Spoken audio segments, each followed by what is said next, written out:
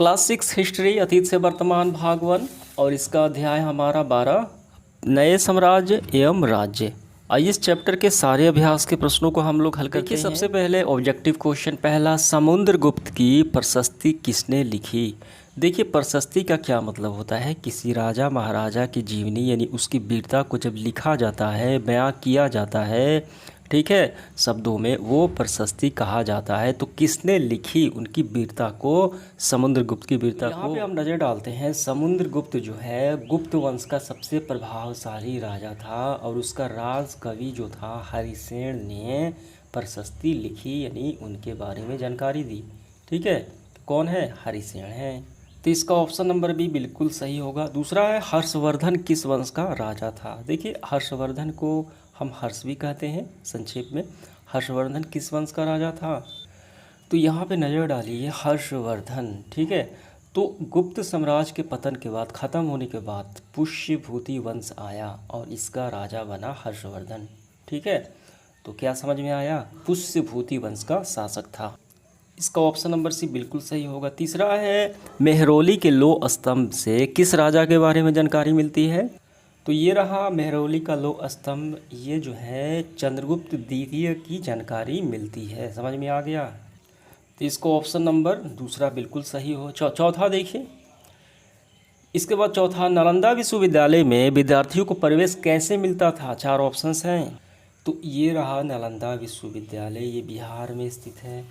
तो इसमें देखिए छात्रों को उनकी विशेषता से यानी इसके अध्ययन के लिए प्रवेश पाना कठिन था। क्या होता था, छात्रों को उनकी विशेषज्ञता से संबंधित सवाल पूछे जाते हैं, ज्ञान आचरण की परीक्षा होती थी।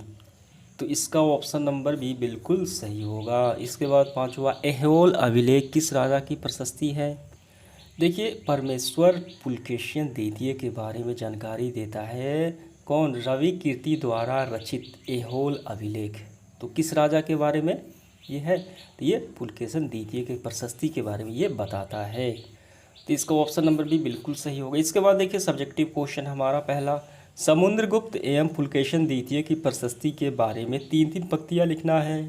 देखिए इसका आंसर काफ़ी सरल है, हम यहाँ से लिखना प्रारंभ करेंगे। पहले आपको यहाँ से करना है, समुद्रगुप्त गुप्त वंश का सबसे प्रभावशाली शासक था, उसके बारे में राजकवि हर्षेन द्वारा लिखित एक प्रशस्ति से जानकारी मिलती है। समझ में आ गया, तो ये लाइन यहाँ तक पहले लिखना है और लिखने के बाद आपको ये रही उनकी प्रशस्तियाँ। तो ये तीन आपको कम से कम, इसमें से कोई भी आपको तीन लिख लेने हैं, पहले दूसरे और ये आप लिख लीजिए तीसरा। अब इसके बाद हमें किसका लिखना है, पुलकेशिन द्वितीय का लिखना है। देखिए पुलकेशिन द्वितीय जो है वह तापी के चालुक्य वंश का ये संस्थापक यानी राजा था और इसका जो,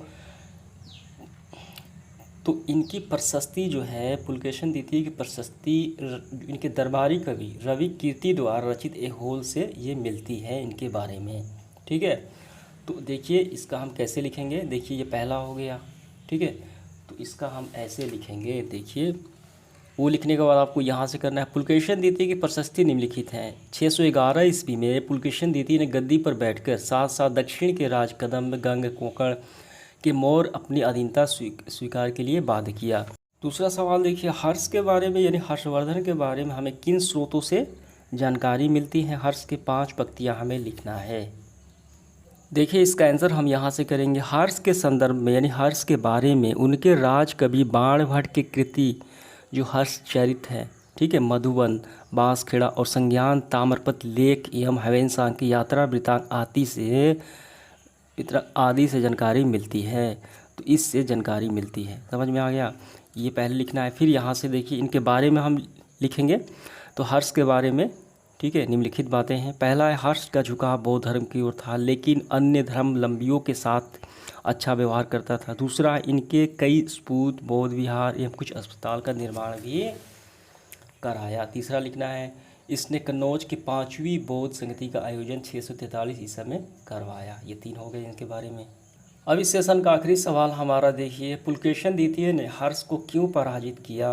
ठीक है, इसकी जानकारी हमें कैसे मिलती है पराजित करने की।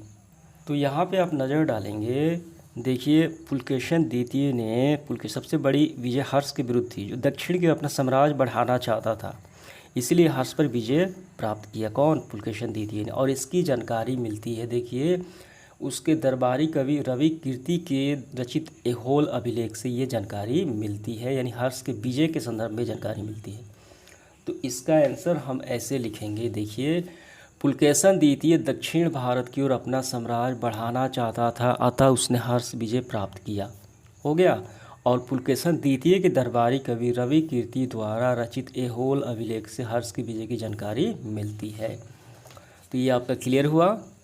ये आपको वर्ग के अलग समूह बनाकर चर्चा करना है, ये चर्चा संबंधित है। तो इस तरीके से हमारा सेशन समाप्त हुआ। धन्यवाद।